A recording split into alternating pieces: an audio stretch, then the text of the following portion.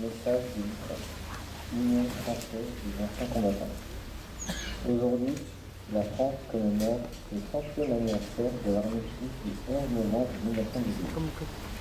Il n'est pas une ville, il n'est pas un village de France, une gare gravée dans la pierre d'un monument et de la mémoire des hommes, le souvenir de l'héroïsme d'une jeunesse terriblement éprouvée et décimée par 52 mois de combats meurtriers. Souvenons-nous des paroles des anciens. Causer des millions de victimes ne résonne plus aujourd'hui que les rappels de l'indicible souffrance endurée par l'ensemble des belligérants et leurs familles. Du 11 mois de l'année 1918. La guerre est finie.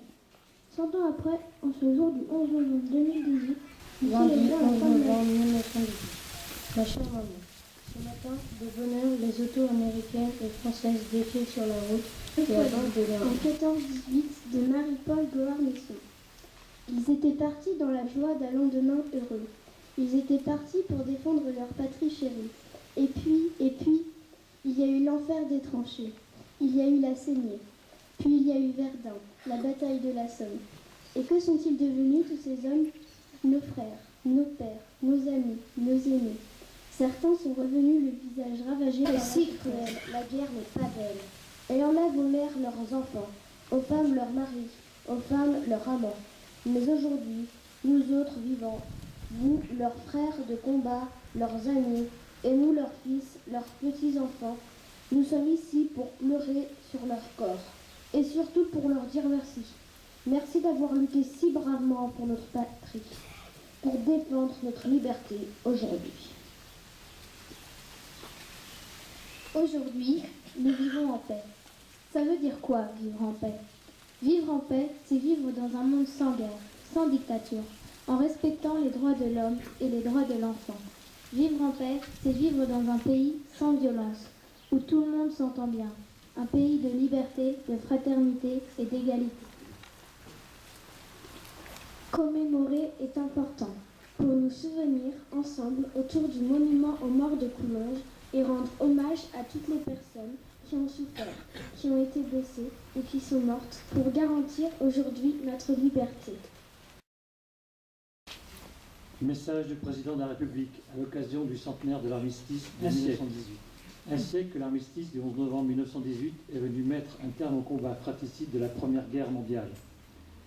À cet affrontement interminable, nation contre nation, peuple contre peuple, avec ses tranchées pleines de boue, de sang et de larmes, ces orages de feu et d'acier qui grondaient par tous les temps et déchiraient les ciels les plus calmes, ces champs de bataille éventrés et la mort omniprésente. Le 11 novembre 1918, un grand soupir de soulagement traverse la France. Depuis Compiègne, l'armistice a été signé à l'aube, il se propage jusqu'au champ de bataille. Nos poilus ne se sont pas battus pour rien. Ils ne sont pas morts en vain. La patrie est sauvée. La paix, enfin, va revenir. Françaises, Français, dans chacune de nos villes et dans chacun de nos villages, Françaises et Français de toutes générations et de tous horizons, nous voilà rassemblés en ce 11 novembre pour commémorer la victoire, mais aussi pour célébrer la paix de celles et de ceux qui, aujourd'hui, font que nous tenons là, unis, en peuple libre. Vive l'Europe en paix, vive la République et vive la France.